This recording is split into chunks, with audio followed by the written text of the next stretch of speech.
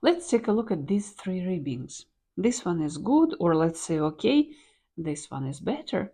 This one is the best. The fastest, a little bit slower, the slowest. This channel is about combination continental knitting, or sometimes it's called grandma knitting. And these are the ribbings that I use as a combination continental knitter. What do you need to know if you want a fast ribbing? What do you need to know to have a better ribbing, or the best, or even a professional one? So let's talk about that in this video. Before we even start, let me remind you what are the main stitches in this combination continental grandma style of knitting. This is the knit stitch, and this is the purl stitch. Those are very easy, very intuitive, and yeah, I knit my entire wardrobe using this style. First, let's talk about the ribbing that gives you the fastest result.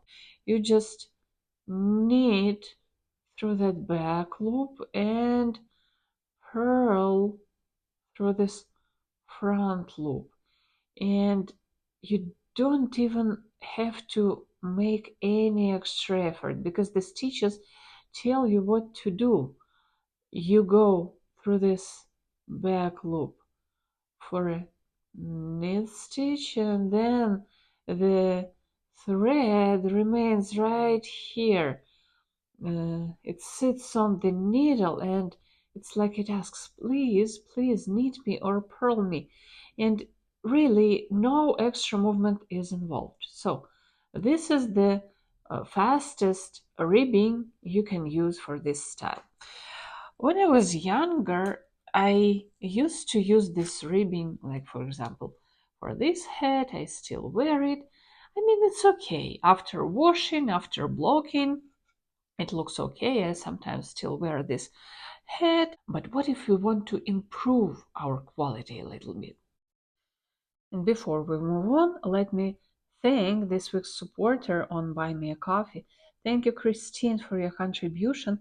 You help us to popularize this style. If we compare these two swatches, well, to me, this one looks better. The stitches are more even. By the way, it's the same thread, it's the same yarn, the same knitting needles as the manufacturer recommends for this yarn, and the same stitch count here and here. But see, these stitches are like tighter. So how do we achieve this result? These neater and tighter stitches. What gives you that result is basically the way you implement the knit stitch. Let me skip the first stitch. Normally for grandma style we go like this. We scoop this yarn from the above. But for this Eastern way of knitting, we grab the yarn from the underneath, just like this, for the knit stitch. But what about the purl stitch?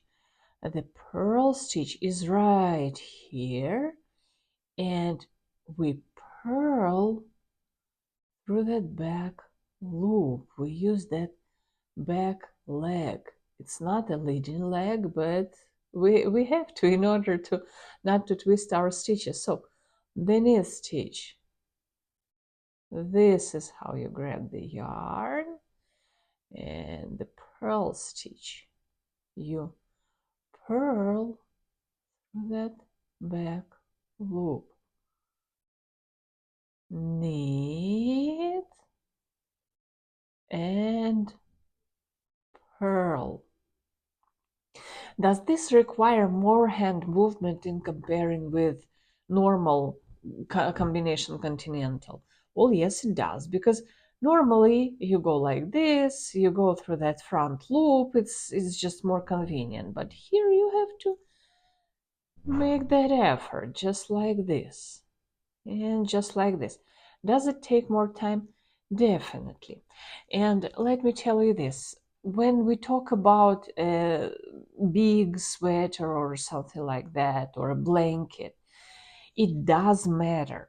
It does matter. You feel that half of a second with your hands that you need to spend extra on every single stitch. So yes, this one is neater, but does it require more effort? Yes, it does. Now let's move on. Does this one look even neater than this one? To me it does. So what's the secret here? There's no secret. Those are just the same stitches, the Eastern stitches, but on smaller needles. For example, in this particular case, the manufacturer recommends 3.5 knitting needles, and these are number 2 millimeter knitting needles. And why do I say that this one is the slowest? Those are just the Eastern stitches that I've just showed you. But when you knit on those small needles, of course it slows down the entire process. Personally, I like to tighten the stitch when I work on a ribbing. I want my stitches to be very tight. Is it time consuming? Of course it is, but does it give you a good result? Let me show you this. This is a shirt I'm working on, and those are these Eastern stitches that I just showed you. If you're watching from the future, this is a gradient sweater, but yeah, you see how neat it looks? I mean, to me it looks okay. If it doesn't, please let me know.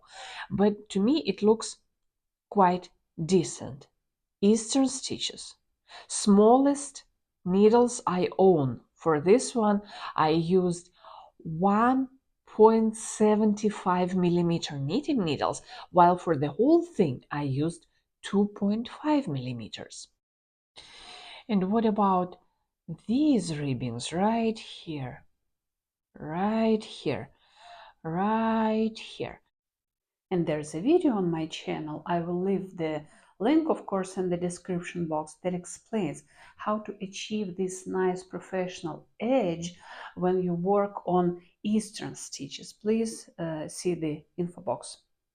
Yeah, I would say these are the next level ribbons, all the same, by the way, all these three.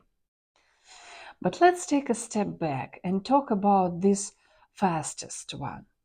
What if we switch to the smallest needles possible? Will that help us to improve the result? Yes, of course it will. But I have to warn you, and this is the example. You see, this ribbing is grandma way, one by one knit, one purl, one knit, one purl. But how come it looks so different, so weird, like twisted stitches? These are not twisted stitches. If you straighten these, no, these are not twisted. They're definitely normal stitches. But what happened here? If you use a very small needle and if you tighten the stitches on certain yarns, not on all of them, it gives you this effect. They look like they are twisted, but they are not. Not always, not on every yarn, but sometimes it happens. I hope that it makes sense. For more videos on the world's easiest knitting style, please subscribe, follow this channel, and watch previous playlists. I have a lot of information to share.